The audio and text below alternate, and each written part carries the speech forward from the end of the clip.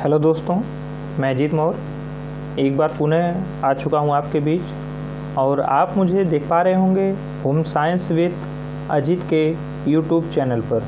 चलिए, यदि आप हमारे चैनल पर पहली बार विजिट कर रहे हैं तो हमारे चैनल को सब्सक्राइब करिए, और वीडियो पसंद आए तो लाइक करिए और अपनों के बीच में शेयर करिए, जिससे ये हमारा प्रयास लोगों के बीच तक पहुंच सके। चलिए स्टार्ट करते हैं। तो आज की हमारी जो बात होने वाली है वह हमारी होम मैनेजमेंट के एक छोटे से चैप्टर आवास पर होने वाली है। और आवास से संबंधित कई सारे ऐसी बातें हैं जिसको हम समझने का प्रयास करेंगे, क्योंकि कहीं ना कहीं यह हम लोगों के लिए, अर्थात जो लड़कियां, मैक्सिमम लड़कियां होम साइंस पढ़ती हैं और उससे संबंधित कई चीज़ें होती हैं जो उनके लिए कहीं ना कहीं से कुछ कठिन पड़ता है, उनके लिए समस्यात्मक हो जाती हैं। तो उन्हीं को आसान भाषा में हम लोग समझने का प्रयास करेंगे। चलिए प्रारंभ करते हैं। जैसे कि जब हम लोग आवास का अध्ययन करते हैं, आवास नामक चैप्टर को पढ़ते हैं, तो उसमें कई सारे ऐसे बिंदु आते हैं जिसको हम समझने में समस्या होती है। जैसे कि आप लोग देखते होंगे कि आपके सामने कैंटिलीवर बीम की बात आती है, बियरिंग, लोड बियरिंग बीम की बात आती है। वहीं पर हम देखते हैं कि जंगले, खिड़की, दरवाजे की बात आती है। तो एक एक करके इन्हीं सारी बातों को, छोटे छोटे कॉन्सेप्ट को समझेंगे, जिससे आपको याद ना करना पड़े और आपके लिए यह आसान हो जाए। चलिए सबसे पहले हम बात करेंगे, जब आप लोग पढ़ते हैं, हम लोग किसी भी साइट विजिट करते हैं, नक्शे की बात करें, जब हम लोग साइट विजिट करते हैं तो देखते हैं कि हमारा घर बने कैसे। और बनने के लिए सबसे पहले हम लोग निर्धारित करते हैं हमारे जो दिशा हो, हमारे घर की दिशा हो, वह किस दिशा में होना चाहिए। तो उसका हम लोग जहाँ पे रहते हैं वहाँ पे हम लोग चुनाव करते हैं कि हमारे घर का जो मुख हो, जो द्वार हो, वह या तो पूरब हो या उत्तर हो। या तो हम इसको इस तरह याद कर लें, या तो इसके पीछे के हम कॉन्सेप्ट को समझ लें, ऐसा क्यों किया जाता है। अगर हम कॉन्सेप्ट को समझ लेंगे तो कई सारी चीज़ें, भ्रम चीज़ें, नहीं तो लोग कहते हैं दोष है, ऐसा नहीं किया जाता है, दोष है, दक्षिण करना दोष है, इधर सब दोष को लेकर के हम लोगों को मन में ये सारी जो है शंकाएँ डाल दी जाती हैं कि ये दोष है, वो दोष है। इन्हीं सारी बातों पे चर्चा करेंगे। तो सबसे पहले जो घर की दिशा की बात आती है, इसके डिपेंड करती है हमारे सूर्य को उगने को लेकर के। पहला मुख्य कारण हो गया सूर्य का निकलना। सूर्य के निकलने के साथ साथ हमारे यहाँ का जो वायुमंडल है, यह हम लोग देखते हैं कि उष्ण है, यानी कि यहाँ पे गर्मी पड़ती है। अब गर्मी है और हम लोग सूर्य की प्रकृति को देखें तो यह सूर्य हमारा पूरब से निकलता है और पश्चिम में डूबता है।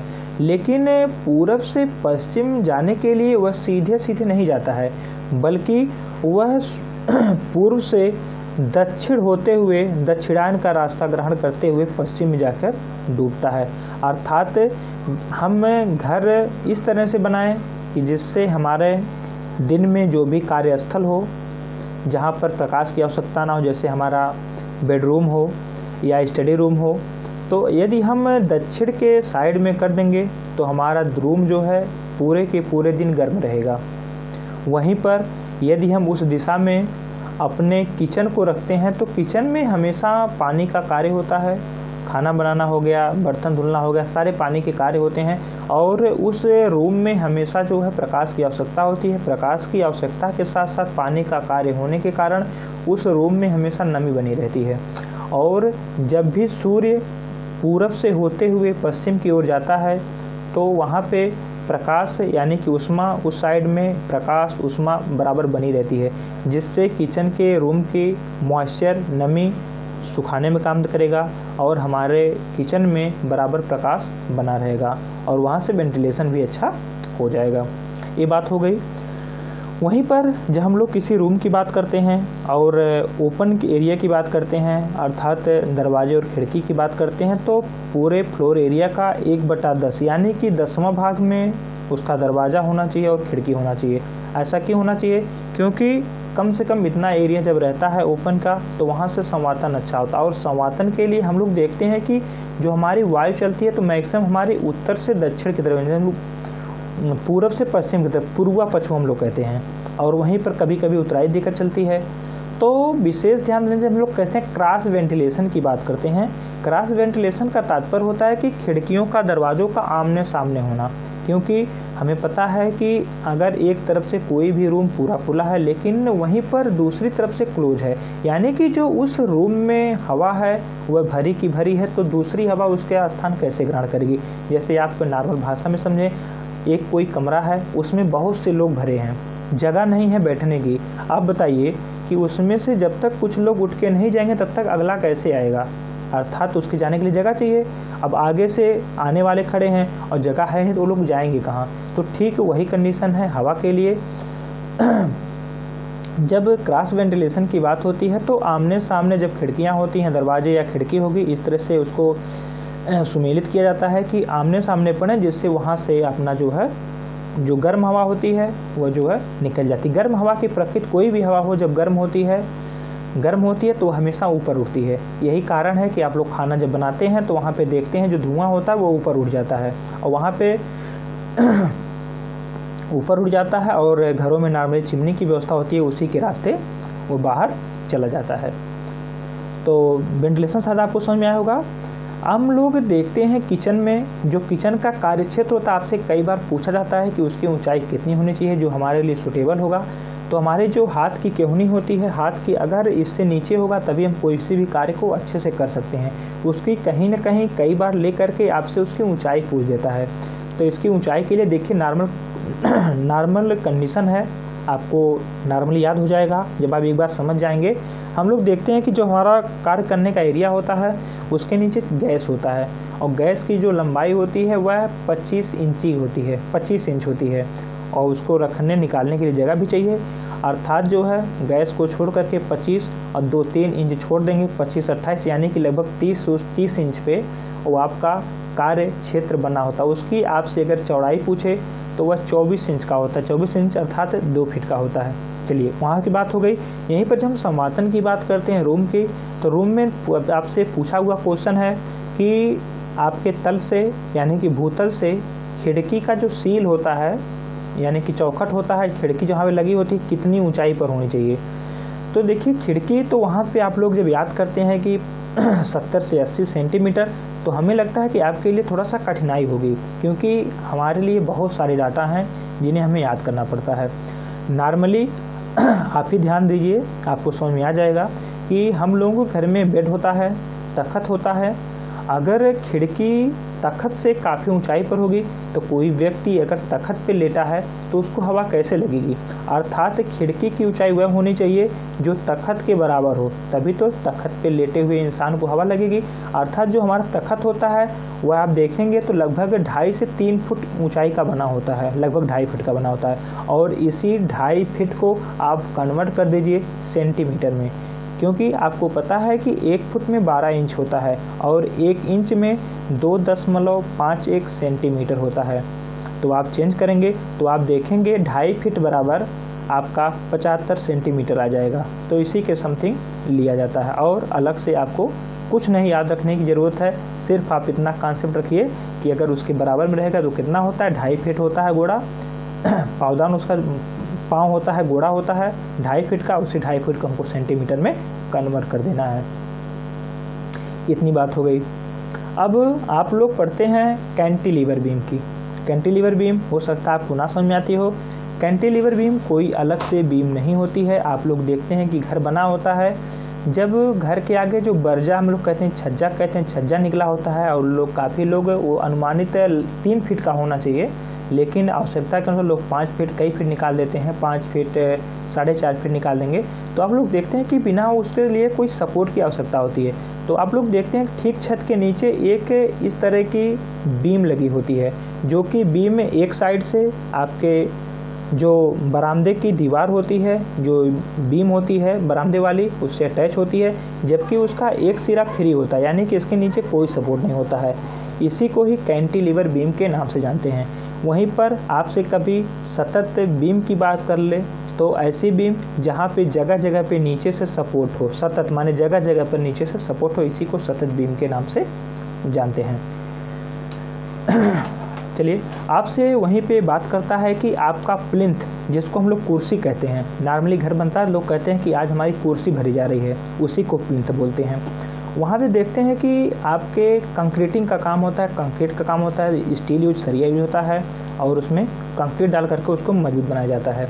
उसका तात्पर्य सिर्फ यही होता है कि वहाँ से जो नीचे से आने वाली जो नमी है, मॉइस्चर है, उसको वहीं पर रोक दे, उसके ऊपर नमी ना चढ़ पाए, इसीलिए वो आपके कंक्रीट का डाला जाता है। उसके साथ ही साथ आपके पूरे मकान पर जो उसका भार पड़ रहा है उसको डिवाइड करने का भी काम करता है। कॉलम होता है नीचे नीचे और उसी पे वो बीम आपकी बनी होती है, उसके ऊपर घर बनाया जाता है। तो इसकी ऊंचाई को, मोटाई को लेकर पूछता है, तो उसकी जो गहराई होती है यानी कि कितना मोटा होगा, वह आपका 1 फुट यानी कि 30 सेंटीमीटर, लेकिन आपके बुक में वहाँ पे 40 सेंटीमीटर यानी कि 30 से 40 सेंटीमीटर, नॉर्मली आप किताब में ही पढ़ेंगे तो आपका 1 फीट होता है, 1 फीट में आपके 30 सेंटीमीटर होता है। और वहीं पर यदि उसकी चौड़ाई की बात करें तो आपके जो 9 इंची 10 इंची की बात कर लें, इतना होता है, लगभग वो भी आपका हो जाएगा 20 सेंटीमीटर, 20 से 25 सेंटीमीटर चौड़ा, और आपका 1 फीट यानी कि 30 से 40 सेंटीमीटर आपका गहरा, यानी कि गहराई, इंजीनियरिंग भाषा में इसको गहराई बोलते हैं। जितना आपका मोटा होगा उसी को बोलते हैं। आपका ये पूछा हुआ क्वेश्चन है कि कितना होता है, उसकी प्लिंथ लेवल, प्लिंथ पूछता है, तो आप जान लीजिए कि आपका 40 सेंटीमीटर या 30 से 40, इसको आप इस तरह से याद रख सकते हैं। वहीं पर हम लोग जब देखते हैं कि हम लोग वहाँ पे जाते हैं घर के लिए, जब हम मिट्टी की बात करते हैं तो वहाँ पे हम लोग देखते हैं कि ककरीली मिट्टी हो, रेतीली हो, यानी कि पथरीली मिट्टी हो, इन सारी मिट्टियों की चर्चा होती है। तो इसमें हमें कंफ्यूज होने की ज़रा से भी आवश्यकता नहीं है, क्योंकि हम देखते हैं कि जहाँ पर भी लोड देने की बात होती है, जहाँ पे लोड पड़ने की बात होती है, वहाँ पे देखते हैं कंकड़ पत्थर का ही यूज किया जाता है। जैसे कि आप लोग देख सकते हैं कि जो हमारे रेलवे ट्रैक होते हैं, रेलवे ट्रैक के नीचे कंकड़ ही डाला जाता है और उसी कंकड़ के माध्यम से लोड को ट्रांसफ़र किया जाता है, फैलाया जाता है मिट्टी पे, तब वो जाकर पड़ता है। ठीक वही उसी प्रकार से जब आप लोग देखते हैं कि पुल बनता है और पुल पे स्लोप जो चढ़ाने के लिए बनता है, चढ़ने के लिए पुल पे, तो आप लोग वहाँ पे देखते हैं मिट्टी की भराई नहीं की जाती है। वहाँ पे मैक्सिमम आपके राख होती है, जो कि आपके थर्मल पावर प्लांट से निकली हुई राख होती है, और उसके साथ साथ आपके रेत होती, उसके साथ ही साथ आपके सादा बालू होता है, सफ़ेद बालू, और इन सारी चीज़ों का सीमेंट के साथ मिक्स करके उसको डाला जाता है। सिर्फ और सिर्फ वहाँ पे सादे बालू डालने का कॉन्सेप्ट यही होता है कि क्योंकि वह जो सादा बालू होता है उसकी लोड बियरिंग कैपेसिटी अधिक होती है, यानी कि अधिक से अधिक लोड को वह सहन कर सकता है। जबकि वहीं पर हम उसी उतने ही बारीक मिट्टी को देखें, वह आपकी धंस जाती है, उतना बियर नहीं कर पाती है, फैल जाती है। यही कारण होता है कि मकान को भी इन सारी जगहों पर बनाने के लिए सूटेबल माना जाता है। उसके साथ ही साथ जब भी ककरीली पथरीली की बात होती है, इनमें छोटे छोटे से दाने होते हैं, और दाना होने के कारण इनके बीच में पोरस मतलब जगह होती है, जिसके माध्यम से पानी आसानी से गहराई में चला जाता है, यानी कि इनके अंदर पानी को ग्रहण करने की क्षमता नहीं होती है, ये पानी को छोड़ देती हैं। इस तरह की जो मिट्टी होती है पानी को छोड़ देती है, जिससे पानी आसानी से उसके तली में चला जाता है और वहाँ पे नमी की संभावना कम होती है। यहाँ पे आपसे जो क्वेश्चन पूछा जाएगा तो आपको काली मिट्टी को लेके पूछा जाता है। काली मिट्टी है जो कपास से आप लोग पढ़ते हैं तो उसके लिए बहुत उपयुक्त होती है। इसका कारण है क्योंकि काली मिट्टी ये बहुत महीन होती है, क्ले मिट्टी बहुत महीन होती है, इसके पार्टिकल बहुत महीन होते हैं, इसके कण बहुत महीन होते हैं, और यही कारण है कि यह पानी को एब्जॉर्ब करके रखती है। आप लोग देखते होंगे जब काली मिट्टी पानी पाती है तो फूल जाती है, यानी कि उसका आयतन बढ़ जाता है। लेकिन वही जब धीरे धीरे उसमें से पानी निकलता है तो आप लोग देखते हैं कि दरार फाट जाता है, उसको दरार बोलते हैं, गैप हो जाता है पूरा। गैप होने का कारण सिर्फ यही रहता है कि वो जो गैप था उसको सिर्फ और सिर्फ पानी भरा था, यानी कि उस गैप को कौन भरा था? पानी ही उसको कवर किया था, जिससे वहाँ पे कोई गैप नहीं दिख रहा था। लेकिन जब धीरे धीरे पानी सूखता है तो वह जो है फैल जाती है। इसी कारण भवन निर्माण के लिए चिकनी मिट्टी हो गई, काली मिट्टी हो गई, उपयुक्त नहीं होती है। चलिए देखिए, हमने अभी बीच में बात किया था आपके आमुख दिशा विन्यास पे हमने बात किया था कि पूरब और उत्तर क्यों रखते हैं। पूरब उत्तर रखने का कारण हमने आपको बताया कि सूर्य के उगने और डूबने और उसके पथ जो है, जिस पथ को वह फॉलो करता है, उस पथ को लेकर के हम लोग समशीतोष्ण, जहाँ पे हमारे भारत की स्थिति है समशीतोष्ण क्षेत्र में है, और यह पथ फॉलो करने के कारण हम लोग पूरब और उत्तर में शुभ माना जाता है। और वास्तुशास्त्र की बात करें तो वास्तुशास्त्र भी ये कहता है। वास्तुशास्त्र कुछ अलग से चीज़ नहीं है, बल्कि इन्हीं कॉन्सेप्ट को लेकर के धर्म से जोड़ कर करके इनको कह दिया जाता है, जिसको लोग आसानी से मान जाते हैं। और हर एक व्यक्ति को ये सारी चीज़ें समझाना थोड़ा सा कठिन होता है, जबकि वहीं पर उसी को धर्म से लगा देने पर लोग उसको जल्दी से एक्सेप्ट कर लेते हैं। वहीं पर जब आपके ऐसी जगह की बात की जाए जो ठंडे प्रदेश हों, ठंडे प्रदेश में वहीं पर देखिए, जब ठंडे प्रदेश की बात होती है, वहीं पे घर का जो मुख होता है, मुख्य द्वार होता है, उसको आपके दक्षिण में शुभ माना जाता है। दक्षिण में शुभ मानने का सिर्फ और सिर्फ एक ही कारण है, क्योंकि सूर्य उगेगा पूरब में और जाएगा पश्चिम में, और वह पथ जो ग्रहण करेगा वह जो आपका दक्षिण पश्चिम का पथ ग्रहण करेगा। तो दक्षिण पश्चिम से होकर जाएगा, तो जो हमारा दक्षिण का एरिया होगा, दक्षिण का मुख होगा हमारे घर का, तो दक्षिण अगर मुख होगा तो उस साइड से प्रकाश हमारे घर में काफ़ी अंदर तक प्रवेश करेगा और हमारे घर को अधिक से अधिक गर्म करेगा। तो ये बात हो गई। वहीं पे आपकी बात होती है थर्मल को लेकर के। थर्मल मास की बात आप लोगों ने पढ़ा होगा, थर्मल मास को लेकर के, जबकि थर्मल का तात्पर्य ही टेम्परेचर से है, गर्मी से है, और मास मतलब द्रव्यमान होता है, यानी कि गर्मी को बनाए रखने के लिए। आप लोग देखेंगे, पढ़ेंगे, हो सकता है आगे, मुझे नहीं पता है कि नहीं, लेकिन हम लोग देखते हैं कि जो भी ठंडे प्रदेश होते हैं, जैसे कि हम इग्नू की बात करें, जो इग्नू की बात होती है, आपसे पूछा जाता है तो इसमें नहीं, लेकिन जान लीजिए जो ठंडे प्रदेश होते हैं उसमें देखेंगे आप लोग 2 दीवार बनती है, और इसी को रुद्धोष्म प्रक्रम थर्मल सिस्टम, जैसे आप लोग देखते हैं, आप लोग डेली यूज़ करते हैं, थर्मस मिल्टन का होगा, सेल्लो का होगा, कई कंपनियों का आता है। तो आप लोग देखते हैं कि आपके घर में, आपके रूम में वो जो होता है जिसमें लोग रोटी रखते हैं, कैसरोल बोलते हैं, उसमें आप लोग देखते हैं कि 2 प्लास्टिक के बीच में फार्म डाला जाता है। आप लोग देखते हैं फैक्ट्रियों का निर्माण होता है, देखते हैं आप लोग, एक मेन छत होता है, उसके नीचे एक सीट लगा दी जाती है। तो इसका कोई और कार्य नहीं होता है, बल्कि जो हमारी वायु होती है वह ऊष्मा की कुचालक होती है। बीच में वायु को रोक दिया जाता है। जब जैसे हम कैसरोल की बात करें, बीच में हम थर्माकोल लगा देते हैं और उसमें वायु संचित हो जाती है, और थर्माकोल की वजह से जो हीट है उसका ट्रांसफ़र नहीं हो पाता है आंतरिक दीवार से, जिसके कारण थर्मस के अंदर हम जैसी भी चीज़ गर्म की गर्म रखें तो गर्म पड़ी रहती है, ठंडी रखें तो ठंडी पड़ी रहती है। और यही कंडीशन देखेंगे जो हमारे ठंडे प्रदेश हैं, उसमें भी डबल लेयर की दीवार बनाई जाती है, और इन दीवार के बीच में गैप छोड़ दिया तो उसमें हवा संचित रहती है, जिसके कारण से आपकी गर्म का गर्म या ठंडा का ठंडा घर बना रहता है। जैसे एयर कंडीशनिंग जो रूम होता है, आप लोग उसमें पढ़ेंगे, आपका पूछा हुआ क्वेश्चन है।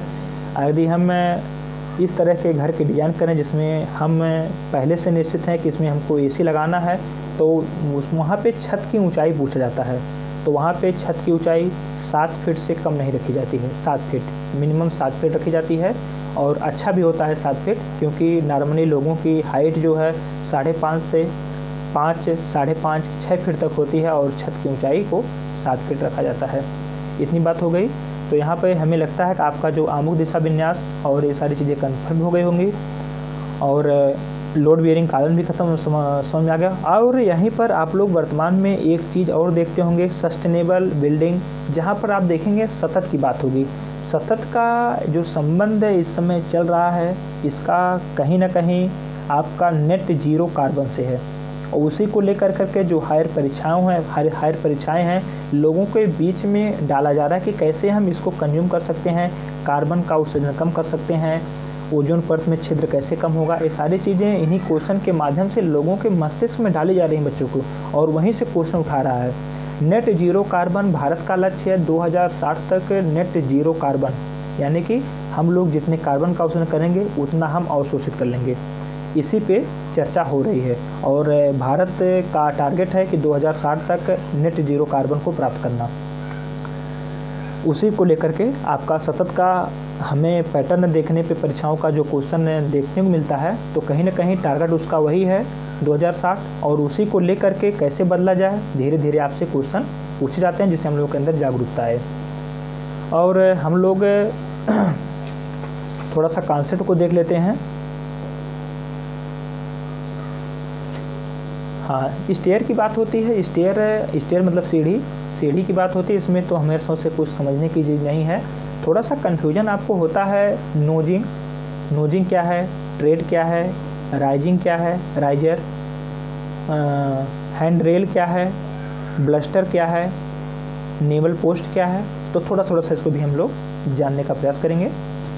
चलिए, तो आप लोग जब सीढ़ी पे चढ़ते हैं, आप लोग अपने जाइए घर पे या आप जहाँ पे रह रहे हैं, सीढ़ी पे चढ़िए, तो आप लोग देखेंगे जहाँ पर भी थोड़ा सा स्टैंडर्ड सीढ़ी बनी होगी, यानी कि सीढ़ी पे जहाँ पर पत्थर उत्थर लगा होता है, वहाँ पे आप लोग देखेंगे कि जिस पे हम लोग पैर रखते हैं उसी को ट्रेड बोलते हैं। और जब हम लोग पैर उठाते हैं, यहाँ पे हम पैर रखे हैं, पैर उठाएं और अगले पे रखें, तो यहाँ से जो यहाँ के बीच का गैप होता है उसी को राइज मतलब उगना। उगता है सूरज तो देखते हैं धीरे धीरे नीचे से उगता ऊपर आता है, उसी को राइजर बोलते हैं। जो उठान होता है, जो ऊंचाई होती है, जिसको हम एक पाँव को बढ़ाते हैं, अगले पावदान पे उस पर पैर रखते हैं, उसको ट्रेड बोलेंगे। और जो ऊंचाई एक बार हम ग्रहण करते हैं उसी को राइजर बोलते हैं। तो आपको समझ में आ गया होगा ट्रेड क्या होता है, राइजर क्या होता है। आप लोग देखेंगे जो ट्रेड है जिस पे हम पाँव रखते हैं, वहाँ पे देखते हैं यदि आपके सीढ़ी पे पत्थर लगा होता है तो देखते हैं कि थोड़ा सा बाहर निकल करके ऐसे मोड़ दिया जाता है। मोड़ने का कारण सिर्फ और सिर्फ यही होता है कि आपको वह खरोच ना लगे, आपको चोट ना लगे। लेकिन जो वह निकला होता है, जिसको ऐसे देखिए, ऐसे सीढ़ी है, ये नीचे वाला हिस्सा हो गया, ये खड़ा हो गया और यहाँ पे इतना निकला है। इसके निकलने का कारण सिर्फ एक ही है कि आप उसको देख के आपके अंदर भ्रम आए और आप उतना ही पैर आगे करें कि आपके पैर के उंगलियों में आगे चोट ना लगे। सिर्फ और सिर्फ उसका वही कारण होता है। और हम जब अपने सीढ़ी की धुलाई करते हैं तो वहाँ से जो भी पानी गिरेगा तो उस दीवार को टच ना करते हुए बल्कि उतनी दूरी को छोड़ करके पानी गिरेगा, जिससे हमारी जो खड़ी सतह जो राइजर वो गंदा उसको टच नहीं करेगा, उस पर हमें काम नहीं करना पड़ेगा, वह कम गंदा होगा। दो चीज़ हो गई, आप लोगों ने समझा। क्या समझा? आपने राइजर समझा, आपने ट्रेड समझा। और तीसरी बात आती आप नोजिंग को समझ गए। तीसरी बात हम करते हैं, चौथी बात आपके हैंड रेल। आप लोग देखते हैं रेल चलती है जिस पटरी पे, अगर हैंड रेल यानी कि हमारा हाथ जिस रेल पे चले उसी को हैंड रेल कहते हैं। आप लोग देखते हैं सीढ़ी पे लोहे या लकड़ी का लगा होता है और हम लोग ऊपर से हाथ ऐसे पकड़ते हैं, उसी को पकड़ते हुए सरकाते हुए नीचे चले जाते हैं। तो जहाँ पे रेल चल रहे थे उसको हम लोग रेल पटरी कह रहे थे, और जहाँ पे हाथ चल रहा है इसी को हम लोग हैंड रेल कह देते हैं। बात समझ में आ गई होगी। और जिसके सपोर्ट से वह वहाँ पे खड़ी होती है, आप लोग देखते हैं कि सीढ़ी से जिस पे हम लोग ट्रेड होता है, जिसमें हम लोग पाँव रखते हैं, वहाँ से राड लगा होता है और जब वहाँ पे हैंड रेल को टिकाता है, सपोर्ट देता है, उसी को ब्लस्टर के नाम से जाना जाता है। और एक चीज़, जहाँ से हम लोग सीढ़ी पे चढ़ते हैं और जैसे और आगे चढ़ते हमारा लैंडिंग आ जाता है, चाहे तो वहाँ पे सीढ़ी टर्न करती है या तो हम लोग छत पे पहुंच जाते हैं, उसी को लैंडिंग कहते हैं। लैंडिंग करना मतलब लैंड कर जाना। हम जहाँ से भी अपने स्थान से आ रहे हैं चलते वहाँ पे लैंड कर गए, रुक गए। आप लोग देखते हैं ना कि कहा जाता है कि हवाई जहाज़ लैंड कर गई, यानी कि अपने गंतव्य स्थान पे आके रुक गई, आराम कर रही है, रेस्ट में है, उसी को लैंडिंग कहेंगे। जैसे यहाँ पे आप लोग सीढ़ी पे चढ़ेंगे, देखेंगे जहाँ से सीढ़ी मुड़ती तो वहाँ पे एक चौड़ी चौकी बना दी जाती है जिस पे काफ़ी जगह होती है। वहाँ पे जा करके हम रुक करके अपने घुटनों को आराम थोड़ा दे सकते हैं और वहाँ पे हम आगे बढ़ सकते हैं। या फिर कोई सीढ़ी आपकी सकरी है तो दो लोग आ रहे हैं, एक लोग ऊपर से आ रहे हैं, आप नीचे से जा रहे हैं और सीढ़ी सकरी है, तो वहाँ पे आप उसको साइड दे करके वहाँ से ब्रेक निकल जाएगा और आप पुनः ऊपर चले जाएंगे, उसी को लैंडिंग कहते हैं। आती है बात नोवेल पोस्ट की बात आती है, तो आप लोग देखते हैं कि जहाँ पर भी आपका हैंड रेल स्टील या लकड़ी या लोहे का लगा होता है तो देखते हैं पहले एक गोल सा थम्भा लगा होता है, उस पर थोड़ा सा डिजाइन बना देते हैं, उसी को नोवेल पोस्ट या नोवेल के नाम से जानते हैं। तो इतनी बात हो गई आपके स्टेयर यानी कि सीढ़ी की बात हो गई, शायद आपको समझ में आया होगा। चलिए थोड़ा सा न्यू कॉन्सेप्ट से हम लोग जो नए टर्म आए हैं उसके फुल फॉर्म को देख लेते हैं। जैसे कि हम बात करें, आपका आता है हुडको। सबसे पहले हम लोग जानेंगे हुडको का फुल फॉर्म। हुडको मतलब housing and urban development corporation. Housing and urban development corporation. इसकी स्थापना की बात करें तो 25 अप्रैल 1970 में इसकी स्थापना होती है और यह कुछ नहीं बल्कि आवासीय घर को बनाने और बेचने का काम करता है। जैसे आप लोग देखते हैं कि रेसिडेंटियल मतलब आवासीय, रेसिडेंटियल जो होता है एरिया होता है, घर होता है, वहाँ पे बड़ी बड़ी कंपनियाँ जो हैं घर को बनाती हैं, बड़े बड़े घर को फ्लैट को बेचती हैं। तो यही काम आपका हुडको करता है। जैसे आप लोग देखते होंगे कि जहाँ पर भी जाएंगे आप इलाहाबाद में देख लेंगे कि कई सारे इस तरह की कंपनियाँ होंगी जो कि पूरे प्लाट को ले लेती हैं और वहाँ पे बिल्डिंग बनाती हैं, आवासीय बिल्डिंग, और बनाने के सब कुछ है मानक को पूरा करते हुए बनाती हैं और उन्हें जो है अपने इच्छा अनुसार फ्लैट वाइज बेचती हैं और यहाँ से पैसा कमाती हैं। तो यही आपकी हुडको है। हुडको का फुल फॉर्म आपने जाना कि housing and urban development corporation, और स्थापना की बात हो तो 25 अप्रैल 1970। वहीं पे आपका दूसरा नाम आता आपका है ECBC। ECBC की बात करें तो आपका E से एनर्जी, C से कंजर्वेशन और B से आपका बिल्डिंग और C से कोड हो जाएगा, यानी कि energy conservation building code ECBC का फुल फॉर्म होता है। और यहाँ पे देखिए एनर्जी की बात हो गई, यानी कि ऊर्जा मंत्रालय द्वारा संचालित है और इसकी स्थापना की बात करें तो मई 2007 की बात आती है। वहीं पर आपका एक आता है BEE, यानी कि BE की बात करें तो ब्यूरो ऑफ एनर्जी इफिशियंसी, इसका फुल फॉर्म होता है और इसकी स्थापना एनर्जी की बात हो गई तो ऊर्जा मंत्रालय द्वारा यह भी संचालित है। अगर इसकी स्थापना की बात करें तो 2001 के ऊर्जा संरक्षण अधिनियम के प्रावधान के तहत 2002 में मार्च 2002 में इसकी स्थापना की जाती है। वहीं पे जब गृहा की बात आती है जो कि आपके प्रीवियस ईयर क्वेश्चन भी है, गृहा का फुल फॉर्म पूछा जाता है तो G for green, R for rating, green rating for integrated habitat assessment, green rating for integrated habitat assessment. चलिए इतनी तो हो गई गृहा की बात। वहीं पे गृहा को लेकर रेटिंग की बात आती है तो आपको पता है कि सिर्फ और सिर्फ आपको एक ही बात याद रखना है कि जो गृहा है आपके 5 रेटिंग देता है, 5 स्टार तक की रेटिंग देता है और 5 स्टार। और इसमें सिर्फ और सिर्फ एक बात और थोड़ी सी याद रख लीजिए कि इसमें जो है लास्ट वाला 91 से 100 के बीच होता है। जब इतना आप याद रख लेंगे तो पहला स्टार्ट होगा 51 से 60 के बीच स्टार्ट होगा। इतना याद रखिए कि जो गृहा है, गृहा में लास्ट वाला 51 से 100 होगा जो कि 5 स्टार रेटिंग देगा। तो यानी कि जब 100 है और 10 का कॉलम लिया है तो जब पहला 91 से 100 है यानी कि लास्ट वाला यानी कि पाँचवा 91 से 100 है तो पहला 51 से 60 आ जाएगा और इसी क्रम में आप चलते रहिए, आपको पाँचों क्रम याद हो जाएगा। वहीं पर जब आपकी गृहा को छोड़े हम, जब हमारी बात आती है LEED की फुल बात करें तो leadership in energy and environment design, leadership in energy and environment design. ये लीडर की बात करें तो ये भी आपके 4 प्रकार की आपके रेटिंग देता है जिसको हम लोग प्रमाणित कहें सिल्वर, गोल्ड और प्लेटिनम। इसमें की जब बात आती है तो इसमें आपके 40 से देखिए स्टार्ट होता है 40 से वहाँ पे स्टार्ट हो रहा था 51 से 60, यहाँ पे 40 से 49 तक चलता है और ठीक इसी क्रम में आगे बढ़ेंगे। 40 से 49 आपका हो जाएगा प्रमाणित, उसके बाद जो है आपका 50 से हो जाएगा 59 तक, इस तरह चलेगा। और एक तरह जायज़ सी बात है कि एक कम क्रम नीचे आ जाएगा और यह जो है 80 तक जाएगा, 70-69 तक जाएगा और पुनः 80 प्लस में आपका प्लेटिनम आ जाता है। जैसे कि अगर हम देखें तो 40 से 49 तक आपका प्रमाणित हो गया, पुनः जो है 50 से 59 तक आपका हो जाएगा सिल्वर, पुनः जो है आपका 60 से 69 तक आपका आ जाएगा गोल्ड, पुनः जो है 70 से 80 आपका आ जाएगा गोल्ड। हमने लगता कहीं मिस्टेक कर दिया, एक बार पुनः 40 से 49 के बीच में आपका प्रमाणित होता है, पुनः जो है 50 से 59 के बीच में सिल्वर होता है, पुनः जो है 60 से 79 तक आपका गोल्ड होता है। पुनः 80 से प्लस, 80 के प्लस जितने भी हैं आपके सभी प्लेटिनम में आते हैं। तो शायद हमारा प्रयास था छोटा सा कि आपको थोड़ा आसान करने का, तो मे भी आपके लिए वीडियो यूजफुल हो। चलिए, यदि पसंद आए तो लाइक करिए और एक छोटा सा प्यारा सा कमेंट आप ज़रूर छोड़िएगा। चलिए, पुनः मिलते हैं किसी नेक्स्ट वीडियो में। धन्यवाद।